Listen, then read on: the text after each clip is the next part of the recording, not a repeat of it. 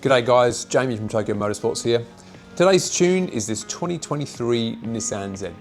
Now it's coming to us with a Catback exhaust installed, so we're going to add a pair of Turbosmart blow-off valves and an AMS intake kit.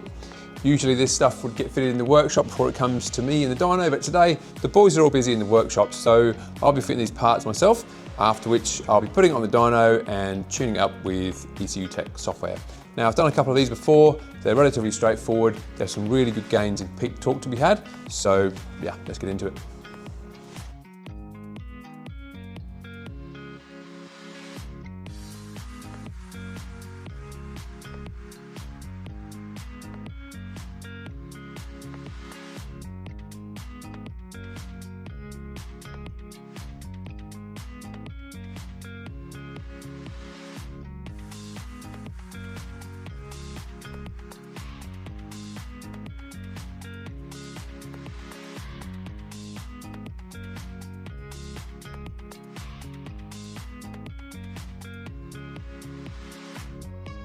Alright, so that's the install done. I've installed the AMS air boxes and the Turbosmart blow-off valves.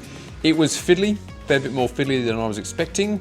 There's not a lot of room down left and right side of the engine to do the blow-off valves. The air boxes were fairly straightforward, but the blow-off valves had a lot of tiny little screws, difficult to access, especially on the right side of the car. There was need to fabricate a small tool so we could undo the wastegate rod on the driver's side in order to turn the wastegate around through 90 degrees to allow the blow-off valve to install. So a little bit fiddly, had to make a tool for it. It's quite often the way when you're doing stuff like this that you just have to dig deep and find the right tools for the job and sometimes even make them. So next step will be bolt it up to the dyno and get into tuning. So as you can see, I've got the Z already bolted up to the dyno, ready for tuning.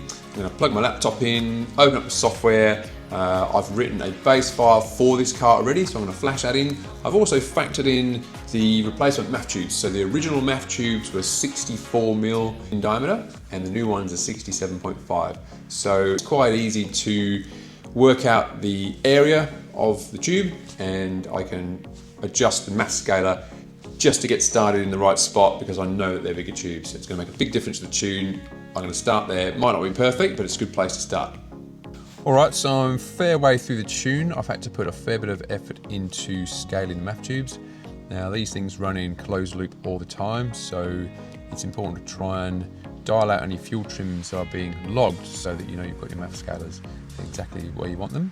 So it's targeting a fuel mixture, it's measuring the fuel mixture with oxygen sensors, and it's feeding that back to the ECU, and it's trimming the fuel amount to achieve those targets. So I'm just tweaking the MAF scalers to get those fuel trims basically exactly where I want them.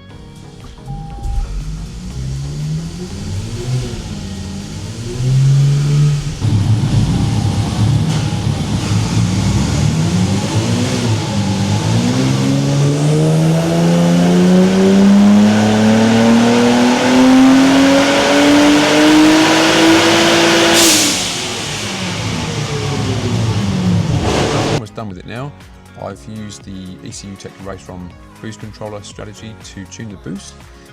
Gives me control of the dual electric wastegates that the car runs. Just adjusting the base wastegate duty to match the delivered duty. Again, another closed loop system, so it's got a boost target and it's shooting for that target based on the wastegate duty that's in the table, plus or minus some adjusted trim. I'm happy with where that's at now, 1.25 bar of boost, just tapering off towards the top. It's giving me decent gain in mid-range torque. I am around about 100 Newton meters of torque up on a standard one of these. Power-wise, just a little bit over where they come in as standard. So on the dyno, this dyno, they'll measure 290 kilowatts at the hubs. We're approximately 310, and in terms of torque, 510 up to 620. So good mid-range torque gains, and that's just with Catback air boxes and the blow-off valves. So we're off the dyno, onto the road to make sure that it drives nice. I expect to have plenty of good throttle response, nice and peppy down low with the extra torque. But yeah, let's see how it goes. So one of the things that's interesting about the way that Nissan have done the throttle response on this car is that most of the throttle position, for example the first 70% doesn't really give you an awful lot of torque, so not much torque request for the first 3/4 of the pedal. And then in the last little bit, you've got the big torque request, which responds to a lot of boost. So a lot of the energy of the car is in the bottom 20% of the pedal, which is a little bit unusual. A lot of manufacturers will do it the other way around to make the cars feel a little bit more peppy, but that's something I'm not going to adjust on this car. Well, I could adjust it with some torque request adjustments in the tables, but I don't think that's a good idea. They drive nice as they are. A lot of resolution in the first part of the pedal, and then towards the bottom there's some really good gains in the last 20 to 25%. So yeah, a little bit different with the Nissan thing here than some of the other cars we do, but yeah, interesting to know. Yep, so 100% happy with that. Drives really nice and crisp, a lot better down low. Yeah, ticked all the boxes. I think the client's going to be happy with it. She's good to go.